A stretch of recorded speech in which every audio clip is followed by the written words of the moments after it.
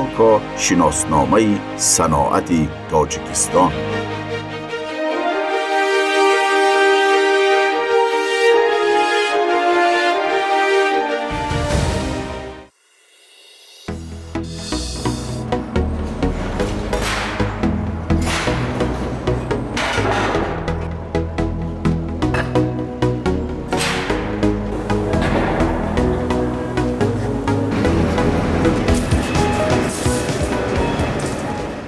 Правительство страны прекрасно сознает значение ТАДАЗа для экономики страны. Можно отметить, что успешная работа завода позволяет обеспечивать экономическую независимость и безопасность государства. Именно поэтому правительство поставило задачу определить реальную картину, которая складывается на ТАДАЗе, определить реальное влияние, которое оказывает завод на экономику страны.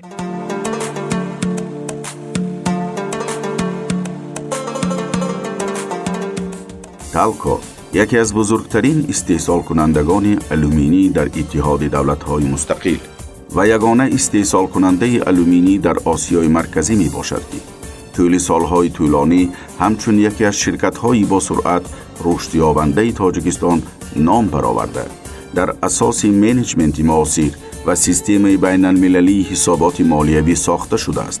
همچون نمونه عبرت تطبیق اصلاحات اقتصادی در تاجیکستان گردیده است. 31 مارس شرکت 45 سالگی تأسیس یابی خود را جشن می‌گیرد.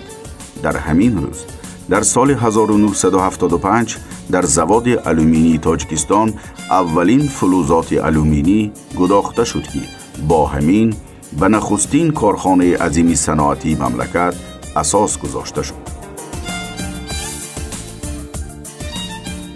کارخانه آلومینی تاجیک را تمام خلق اتفاق شوروی بنیاد نمود. بنیاد اولین کارخانه آلومین براری در تاجیکستان باعث افتخار ساکنان جمهوری گردید. تدس کارخانه شهرآفر بوده، در زمینه آن یک مرکز بزرگ در منطقه شهر ترسونزاده ارض هستی نمود. از حساب کارخانه، راه‌ها، درمانگاه‌ها، کودکستان‌ها و لاگرهای پیانری ساخته شدند. در خود کارخانه باشد ساحه اجتماعی از طلبات معیارهای به دور بی‌سابقه رشد نموده، در حدود آن بهترین انشاءات‌های اجتماعی و فرهنگی کشور، بناهای استقامتی، مرکزهای استراحتی، مؤسسه‌های طبی و کودکان ساخته مورد استفاده قرار داده شدند. زواد آلومینی تاجیکستان را تمام مردمان شوروی دست به دست داده با هم ساختند. آن انشاءات بین المللی به شمار می رفت که زیرا که در بنیاد آن نمایندگان زیاده از 60 خلق و ملت‌ها از تمام جمهوریه‌های عمومی اتفاق اشتراک کردند که باعث افتخار تاجیکستان و تاجیکستانیان بود. در یک وقت به غیر از کارخانه آلومینی تاجیک همزمان یک چند کارخانه‌های عظیم کشور از جمله زواد نوری‌های آزاتی بخش، زواد کیمیایی یاوان، زواد سمنت دوشنبه و غیره مورد بهره برداری قرار داده شدند.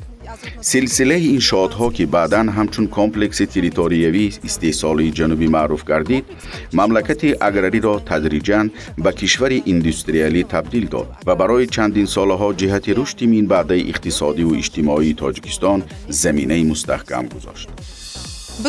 ما افتخار داریم که تا به امروز کارخانه ما ماهیتاً روحیه اینترنشنالیسم خود را نگاه داشته است که در آن تاجیکان، ازبک‌ها، روس‌ها، تاتارها، نیمیس‌ها و دیگر ملت‌ها پهلو به پهلو یکدیگر کار می‌کنند. کارخانه آلومینی تاجیک که سال 2007 به شرکت آلومین تاجیک تالکا تبدیل نام کرد، امروزها کارخانه عظیم‌ترین صنعتی جمهوری بوده آلومینی باشد مال اساسی صادراتی مملکت محسوب می‌یابد.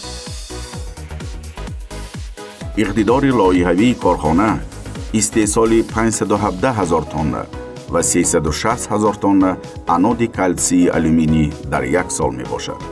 تالکا اولین برند تاجیکی از روی معیارهای جهانی میباشد که محصولات آن به بسیار کشورهای جهان از قبیل ترکیه، ازبکستان، ژاپن، چین، اروپای غربی، امریکا و غیره صادر کرده می شود. Наша компания вносит... ширкат бобати ғанигардонидани буҷаи ҷумҳурӣ саҳми арзанда дошта ба хазинаи давлат даромади назаррасро ворид менамояд ва ба ҳамаи васила тақрибан 8000 нафарро ба ҷои доимии кор таъмин мекунад. дар солҳои охир даромаднокии он 20% афзоиш ёфта, аз ҳисоби маҳсулоти содиротӣ ба кишвар бештар аз 20% даромади асъор медиҳад. бояд зикр намуд ки истеҳсоли саноатии талко ва шарикони он 25-30% ҳаҷми умумии маҳсулоти саноатии Тоҷикистонро ташкил дода, тақрибан 30% маҳсулоти содироти кишвар ба зиммаи коргоҳҳои он рост меояд.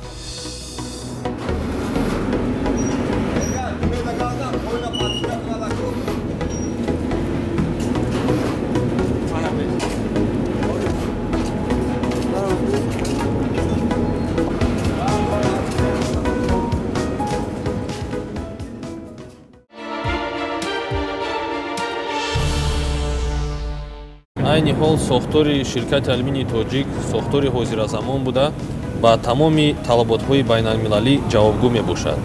оинномаи ширкат ҳамчунин иваз шудааст. дар корхона шӯрои директорон ва шӯрои нозирон фаъолият дорад. дар шӯрои нозирони ширкати алюминии тоҷик намояндагони ҳукумат, вазорату мақомотҳои давлатӣ ва роҳбарияти корхона дохил мешавад. ин ба корхона имкон медиҳад ки идоракунии корпоративии ширкат мустаҳкам шуда, нақшаҳои стратегии рушди ширкат саривақт таҳия гарданд ва шаффофияти фаъолияти он таъмин карда шавад. амалан дарҳол баъди ба ширкати алюминии тоҷик табдилӣ ёфтани ТАДАС, корҳо дар самти ҷорӣ намудани низоми ҳамгироӣ, идоракунӣ ҳамчун воситаи муассири баландбардоштани самаранокии системаи идоракунӣ ва ба ин васила баландбардоштани нишондиҳандаҳои ширкат оғоз ёфтанд.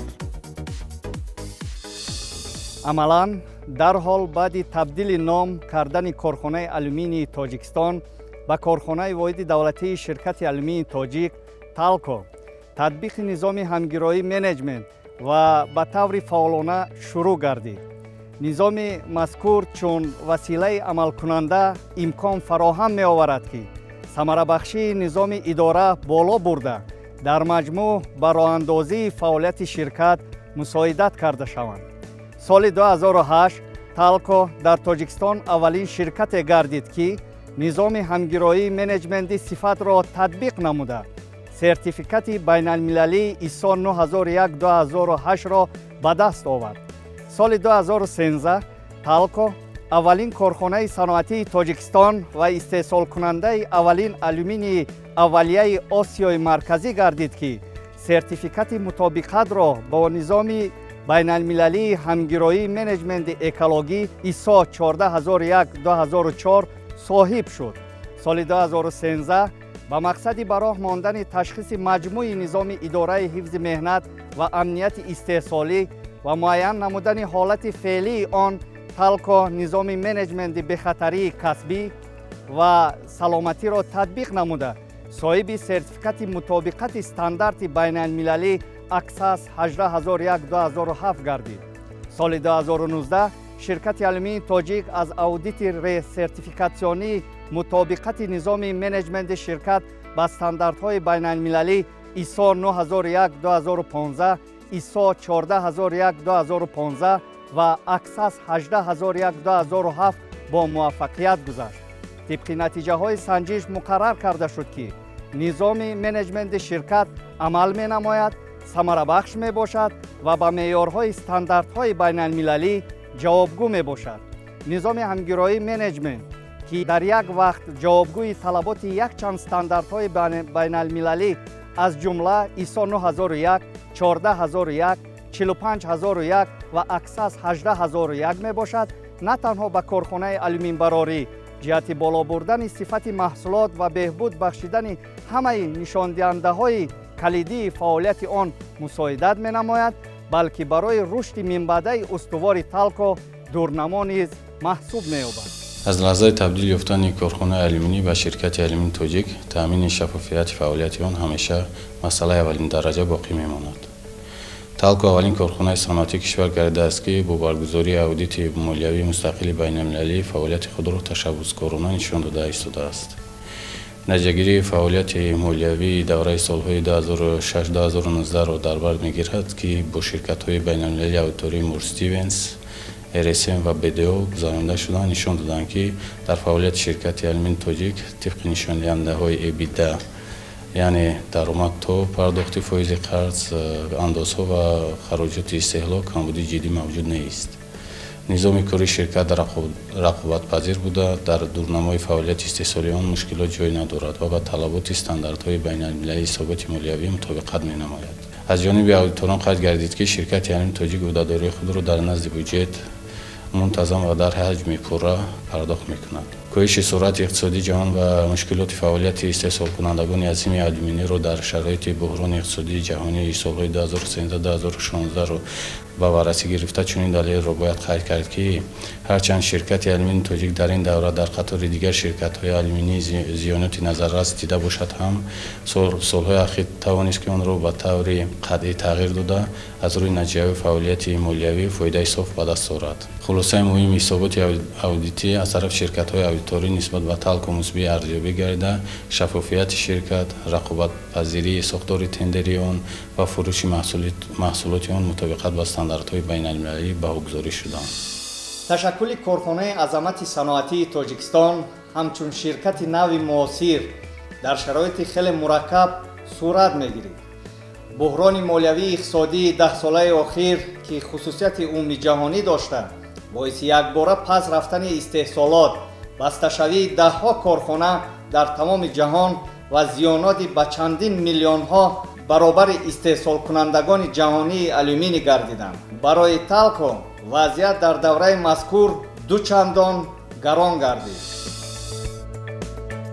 پاشخوری اتحاد شوروی باعث خراب شوی سیستم اقتصادی تمام قلمرو آن گردید.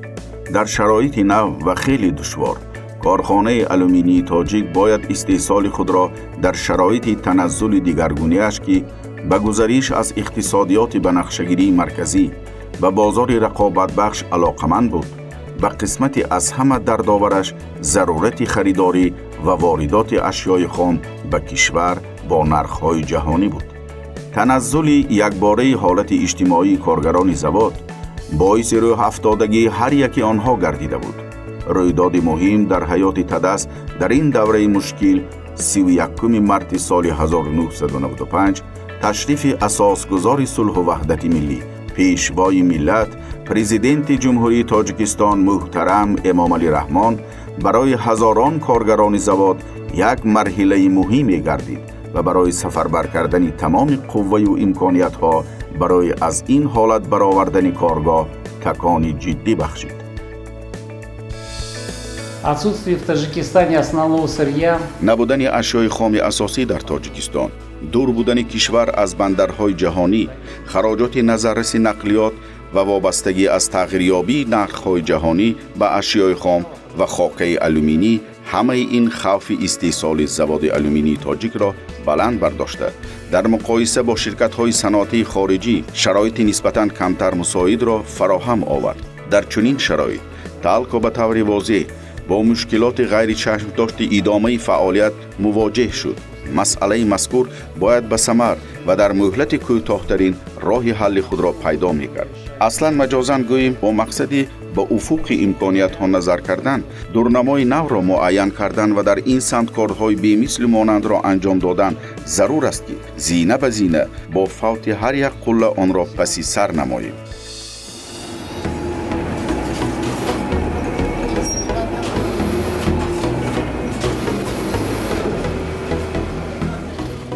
در دوره بدشوی وضع بازار جهانی آلومینی با سبب بحران جهانی مالیوی اقتصادی اهل زحمت شرکت غمخواری اساسگزار صلح و وحدت ملی پیشوای ملت پرزیدنت جمهوری تاجیکستان محترم امامعلی رحمان را احساس و قدر می‌کردند. ضمن سمینار در ماه دکبر سال 2013 با نظرداشت اهمیت شرکت آلومینی تاجیک در اقتصادیات ملی و نقش بزرگ اجتماعی آن، سرور دولت برای دریافت راه‌های دستگیری دولتی تلکو به وزارت و اداره‌های کشور دستورهای مشخص داد که ماه ینوری سال 2014 در قرار حکومت جمهوری تاجیکستان درج شده است.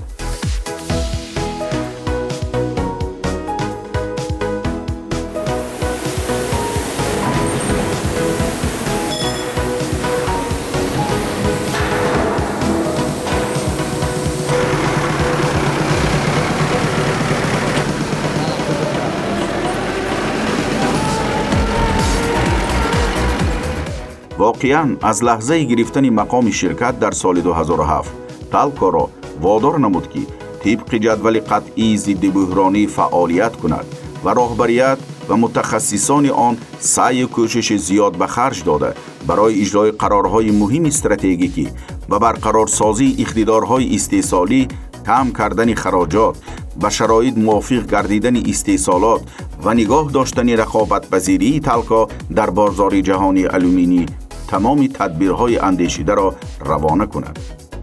شرکت نظام مخصوصی کاهش دادن خراجات را جاری کرده است. مثلا اگر خراجات استحصالی در سال 2010 790 میلیون سامانی را تشکیل داده باشد، پس در سال 2015 آن به 565 میلیون سامانی کم شد و با نظر داشت فرقیت مبادله اسعار 2 مراتب کمتر است. شرکت آلومینی تاجیک سال 2015 استحصال محصولات به گرمی تاب‌آور را به راه ماند. استحصال خشت‌های نوع‌های گوناگون، کوارتزیت، گرافیت 97%، اینچنین شیشه مایع به شرکت امکان داد که همه ساله 20 میلیون سامانی را صرفه نماید. شرکت برای دیورسیفیکاسیون در ساحه نقلیات یک قطار چاره‌ها را اندیشیده است. به شرکت آلومینی بنابر به سبب از جهت جغرافی با منبع‌های اشیاء خام اساسی به مسافه دور جایگیر بودن و نرخنامه‌های بلندترین خراجات نقلیات راه آهن همسایه کشورهایمان ضرری کلان مالیوی می‌رساند. عامل نقلیات به افزایش ارزش محصولات شرکت آلومینی تاجیک تأثیر بی‌نهایت زیاد رسانده. آن بیش از 30% را تشکیل می‌دهد.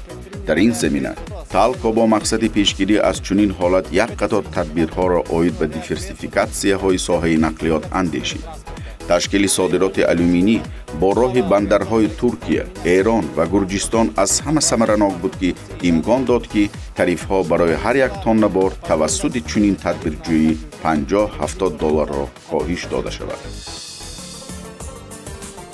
پس از قطع شدن انتقال گاز از ازبکستان همسایه در سال 2012 شرکت آلومینی تاجیک در کارخانه خود 5 تجهیزات تجزیه گاز را از انگشت محلی نصب و به کار درآورد.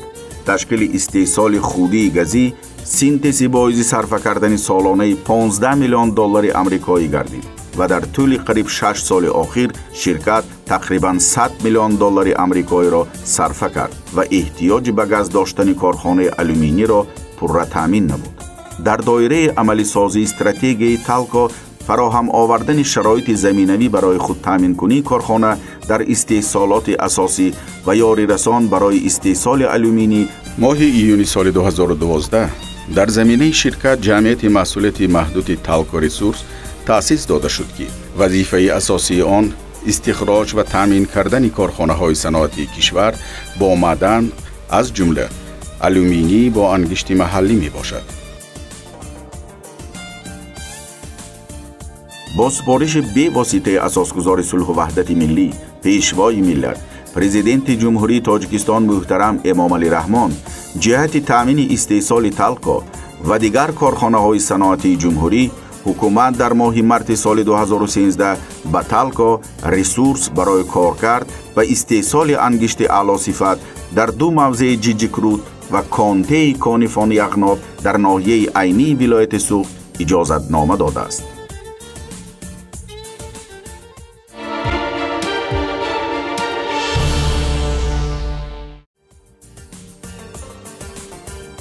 شرکت در مدت 3 سال برنامه استفاده اقتدارهای استحصالی جمهوری تاجیکستان را عملی نمود که مقصد اساسی آن جلب نیروی صنعتی وطنی به سیستم استحصال آلومینی بود.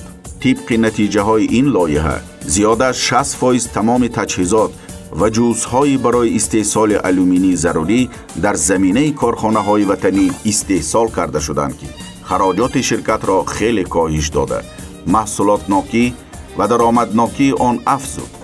جلب تالکو و اقتدارهای صنعتی تاجیکستان توسط رشد استحصالی و مالیوی آنها بر رشد قریب 40 کارخانه وطنی تأثیر مثبت رسانید.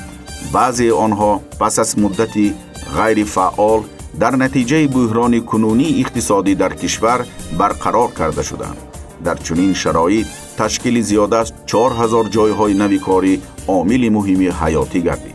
طبق برنامه رشد تالکو که به تشکیل کارخانه‌های وطنی کارکرد آلومینی در تاجیکستان روانه کرده شده است، ماه سپتامبر سال 2011 شریک شرکت تالکو منیجمنت در شهر دوشنبه یکی از کلانترین کارخانه‌های آسیای مرکزی را عاید به استحصال مصنوعات کابلی و سیمی تالکو کابل را با استحصال 420 نامگوی محصولات ساخته به استفاده داد.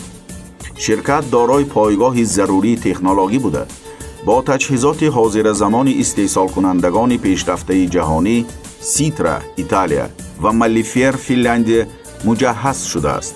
اساسگزار صلح و وحدت ملی، پیشوای ملت، پرزیدنت جمهوری تاجیکستان محترم امام علی رحمان در مراسم افتتاح کارخانه کابل تالکو اشتراک کردند. سال 2009 در زمینه شرکت آلومینی تاجیک پژوهشگاه علمی تحقیقاتی متالورژی تأسیس یافته است که هدف آن گذرانیدن تحقیقات و تهیه تکنولوژی علمی اینوواسیونی گزارش تالکو و اشیای خام مینرالی محلی، کم کردن تأثیر منفی پرتوهای صنعتی آن به محیط زیست و تکمیل دادن آن، تهیه کنسترکسیوها و تجهیزات تکنولوژی برای استحصال الکترولیز و انود، این چنین استحصال فتار و نمک ها می باشد. پژوهشگاه مذکور دارنده 19 پتنت خردی حقوقی مؤلف جمهوری تاجیکستان و 3 پتنت اوراسیایی برای اختراعات می باشد که با تطبیق آنها در استحصالات بابت رشد اقتصادی کشور سهم نظررس گذاشته می تواند. برای فعالیت پرثمر اختراعکاری و علم استحصالی پژوهشگاه تحقیقات‌های متالورژی تالکو با مکافات عالی تشکیلات پتنتی اوراسیا مدال طلایی بلینیکوف برای سهم در کارهای اختراعکاری و پتنتی لایق دانسته شد.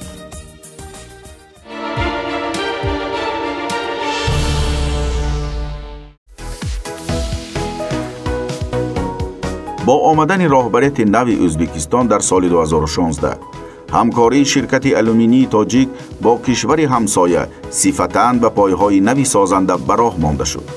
27 سپتامبر سال 2018 اساسگزار صلح و وحدت ملی، پیشوای ملت، پرزیدنت جمهوری تاجیکستان محترم امام علی رحمان و پرزیدنت جمهوری ازبکستان محترم شوکت میرزیویف به شرکت آلومینی تاجیک تشریف آورده با رفت استحصالی آلومینی شناس شدند.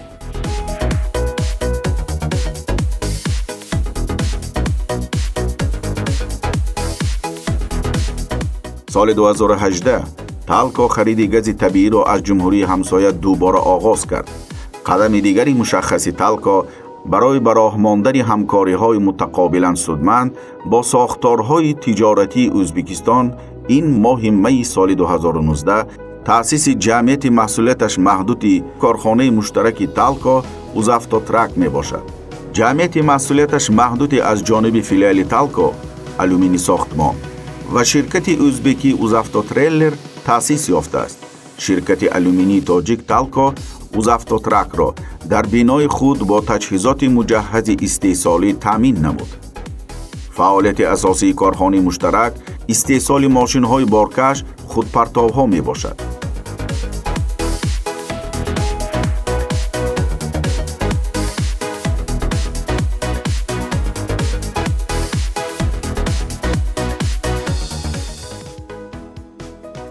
در عین زمان تالکو به تکنولوژی‌های بی‌خطر سرمایه گذاری می کند، نو را به وجود می آورد و فاندهای موجوده استحصال را نوسازی می کند.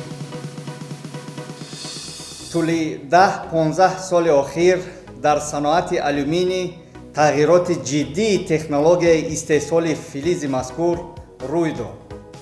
راهبریت شرکت استراتژی رشد صنعت آلومینی وطنی را توسط جاری کردن لایحه‌های اینوستیسیونی مقصدناک تالکو تهیه و به تطبیق فعالانه آن آغاز نمود.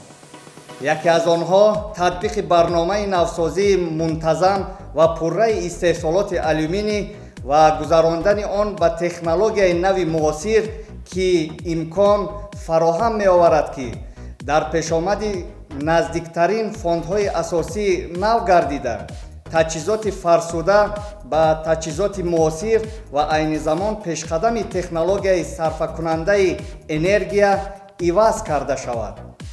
иқтидорҳои истеҳсолии корхона барқарор ва дар солҳои наздиктарин истеҳсоли алюминий хеле афзун гардад. Сегодня компания вынуждена... айни замон ба ширкат зарур аст ки барои таъмиру тармими таҷҳизотҳои фарсудаю кӯҳнасохт маблағҳои зиёдро харҷ намояд. таи солҳои охир дар саноати алюминии ҷаҳонӣ бахусус дар самти технологияи истеҳсолоти он дигаргуниҳои куллӣ ба вуқӯъ пайвастанд.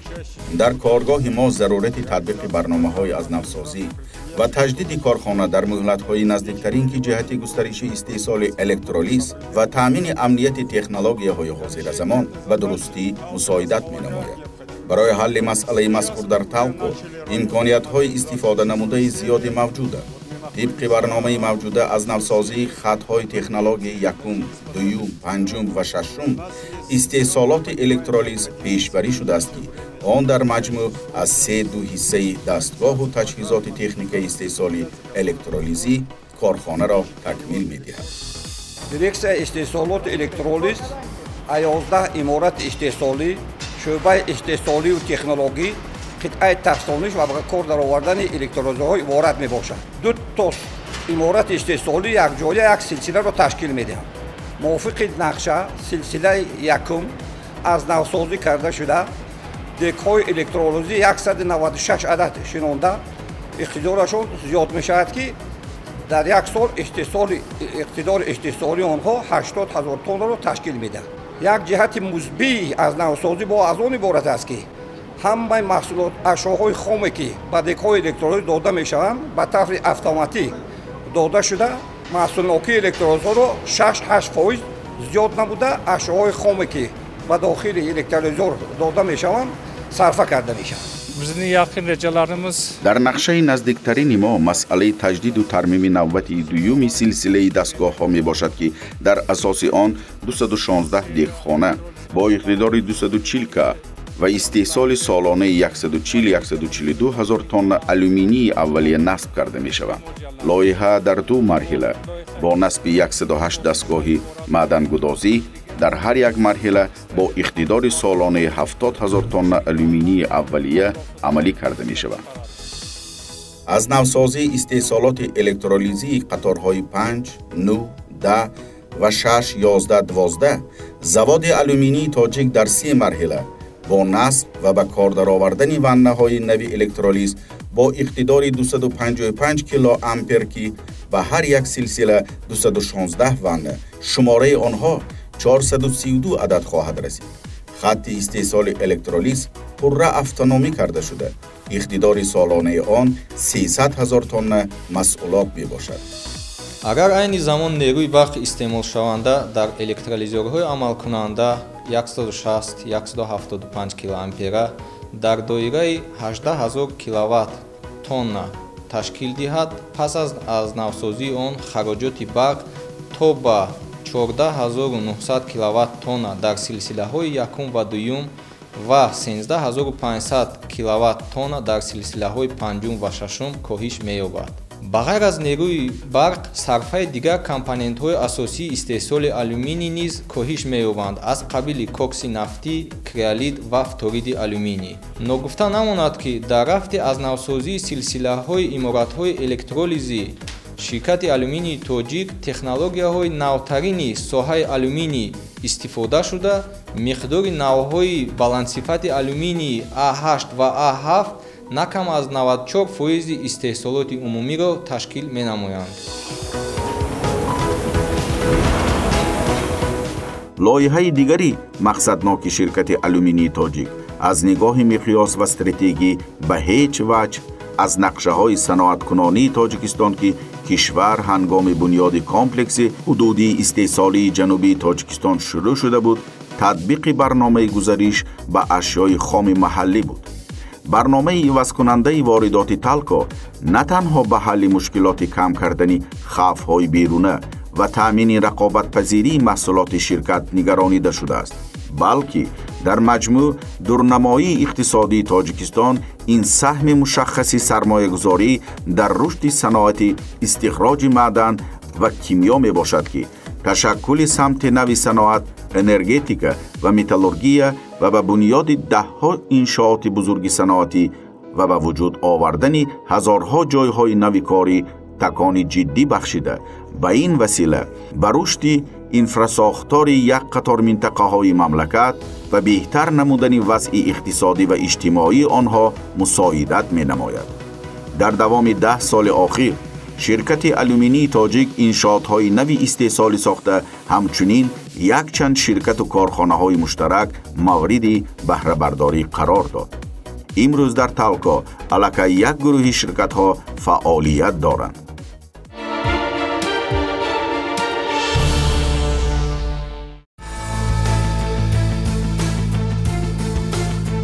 صنعت آلومینی تاجیک این شرکت تالکو ریسورس در یک سال تقریباً 400,000 تن انگیش تولید می کند و وابسته به احتیاجات بازار به این محصولات می تواند اختراج آن را یک چند مراتب افزایش دهد. از آغاز فعالیت آن در سال 2012 حجم استخراج انگیش تقریباً 2 میلیون تن را تشکیل داده است. امروز تالکو ریسورس به زواد آلومینی تاجیکستان، تالکو کیمیا، مرکز برق و گرمدهی دوشنبه، زواد سمنت یاوان و دوشنبه و یک قطار کارخانه‌های دیگر کشور انگیش می‌دهد. با زیادشوی تناسب اشیا استخراج انگیش در کان‌های کشاده که باعث افزایش خراجات می‌گردد، تالکو ریسورس تصمیم گرفت که به گزارش در قطعه‌های کانت و جیجکروت به اصول زیرزمینی کارکرد کان‌ها نیز شروع کند.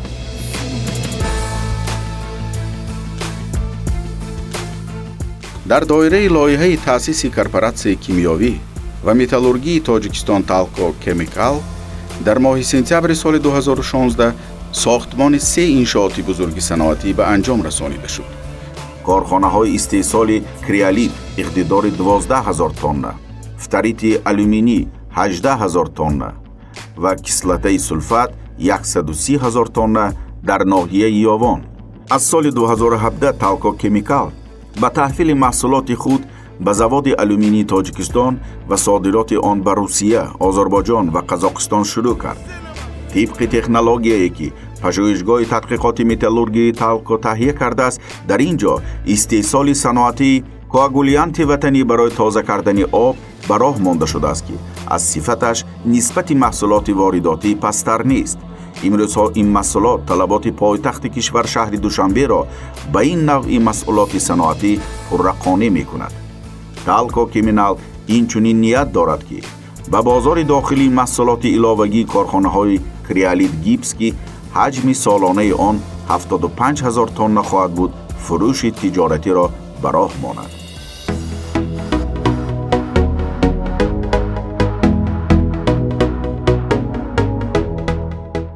همچنین قسم تأمین امنیت اشیای خام نیروگاه‌های استحصال کریالیت و فتریت آلومینی، تالکو فلوارید، استخراج و کارکرد معدن را در زواد کنسنتراسیونی در زمینه کارخانه معدن تازه‌کنی تکاب برای استحصال فتریت فلوتاتی 97-98% عملی می نماید. اگر در زمان شوروی این کارخانه‌های استخراج معدن و کارکرد در 10 سال نه کمتر از 32,000 رود استخراج می کرد، حالا این بیشتر از 30,000 تن است. تالکو فلوارید در سال 2019 به ساختمان باز یک کارخانه استخراج و کارگرد کان کزناک در ناحیه عینی شروع کرد که تجهیزات نو خریداری و به تاجیکستان انتقال داده شده است. کنسنتراسیون معدن 150,000 تن در یک سال، استحصال کنسنترات فلوارید 97% یعنی 40,000 تن در یک سال. در زمینه کارخانه نو تقریباً 300 جایهای کاری تأسیس داده می شوند.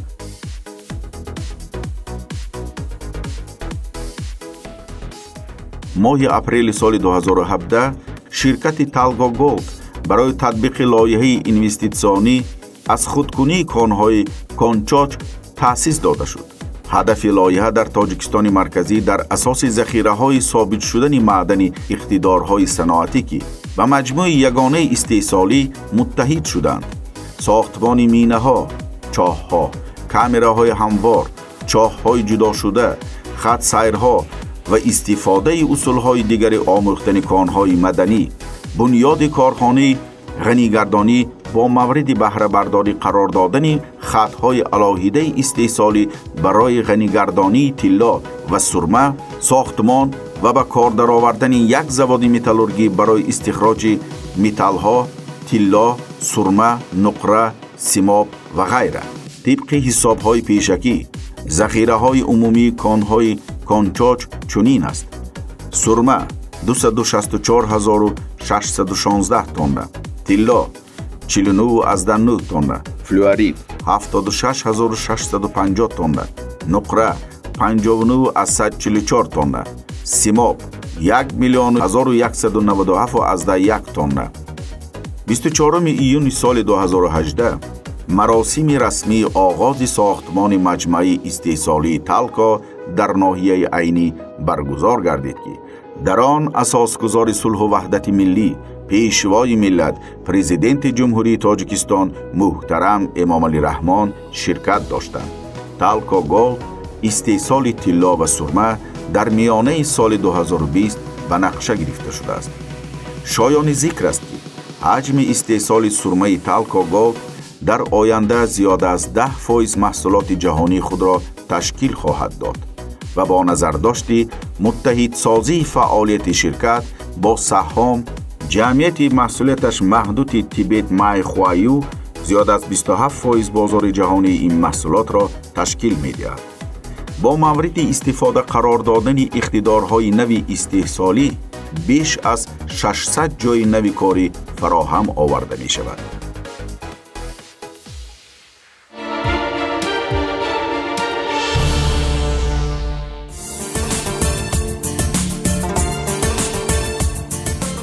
راهبریت شرکت فعالیت خود را در اساس دستور و سپارش‌های اساسگزار صلح و وحدت ملی، پیشوای ملت، پرزیدنت جمهوری تاجیکستان محترم امام علی رحمان براه مانده، پیوسته در سمت رشد فعالیت، نوسازی استحصالات با استفاده از تکنولوژی‌های پیشرفته و جستجوی شریکان نوی تجارتی که به واسطه به رشد شرکت ملی صادقانه خدمت می‌کند. در عین زمان تالکو به یک کارپوراسیون کارکرد معدن‌های کوهی و صنایع کیمیا تبدیل داده شده است. شرکت آلومینی تاجیک امروز 45 ساله می شود. در مدت 45 سال هم از جهت تکنولوژی و هم از جهت عوض‌شوی سیستم اداروی استحصالات دیگرگونه‌های کلی دیده می شوند و از این شده برنامه مدرنیزاسیون شرکت آلومینی تاجیک یکی از مقصدهای استراتژی فعالیت شرکت به حساب می رود. امروز ما با شرکت بزرگترین چینی چالیکو شرطنامه با اساسنامه تکنیکی اقتصادی مدرنیزاسیون استحصالات رو امضا کردیم و با شرکت چاینا ماشین کارپوریشن نیز شرطنامه EPC+F یعنی ساختمان کارخانه 300,000 تن آلومینی رو به امضا رسانیدیم و با باوری کامل گفتنیم که ما مقصد امسال آغاز کردن این مدرنیزاسیون را داریم. مسئله مهمترین این مدرنیزاسیون است. در حقیقت مسئله دوم این مسئله سازمان دادن سیستم لوجستیکی خیلی موثر و ساده و در حالت‌های ضروری در عوض شونده است. خوشبختانه این سیستم در فعالیت کارخانه ما امروز موجود است. سیستم لوجستیکی ما از سیستم مولتی مدلی عبارت است، یعنی با استفاده هم راه‌های آهن و هم استفاده از راه‌های اتومبیلی ما توانستیم که تامیناتی با میلان استحصالات را از اشیاء خام نوبسته از اون تضاد و پروبلم‌های سیاسی و رژنالی که در فعالیت ما موجودند ما توانستیم که این فعالیت خود را حفظ نماییم، استحصالات خود را حفظ نماییم. مدرنیزاسیون استحصالات در حقیقت خیلی ضرور است، چون که چنانه که می‌دانید امروزها برای تحلیل درجه رقابت‌پذیری این یا آن اقتصادی ملی پیش از همه درجه موجودیت تکنولوژی‌های اتوماتیکی اداره شونده یعنی روباتیزاسیون و استفاده اینتلکت صنعی بهاگذاری اون رو جابجا می‌کند. از این شده مقصد ما پیش از همه در استحصالات وطنی جاری کردن هم اینتלקتی صنعی و هم سیستم‌های اتوماتیکی اداره شوی استحصالات و البته استفاده وسیع ربات‌ها که میتواند درجه صفت و نظام و انتظام استحصالات رو کلاً عوض کند و محصولات ما بازارگیر گردد. بودن سیستم لوجستیکی خیلی مکمل، بودن اشیاء خام محلی که برنامه همچنین از جانب قرار حکومت مخصوص حکومت جمهوری تاجیکستان پیاده کرده می شود. گزارش هم به اشیاء خام محلی و اینچنین استفاده نیروهای استحصالی وطنی با اون برنامه وارد عوض شونده ای که در ما استفاده برده شده است، ما میتوانیم که ثمراناکی استحصالات را نیز از این جانب خیلی و خیلی دیگرگون و مثبت سازیم. بودن سیستم لوجستیکی، بودن مدرنیزاسیا و استحصالات نوین جهانی به کارمندان طلبات سطح کسبیت بلند بین خلقی نمیتواند دیدن. از این شده طبق سپارش حکومت جمهوری تاجیکستان و خصوصا پیشوای ملت پرزیدنت کشور ما برنامه آموزش کارمندان بلند اختصاصی درجه کسبیت بین خلقی در هم دانشکده‌های خارجی کشور هم داخل کشور این برنامه را ما برده ایستادیم و امروز اون جوانانی که با سربلندی میتونن این استحصالات رو پیش برند در تاجیکستان هستند و اون مقصدی که در نظر خود گذاشتیم ما با باور کامل گفتنیم که ما میتونیم اون رو با سربلندی اجرا کنیم.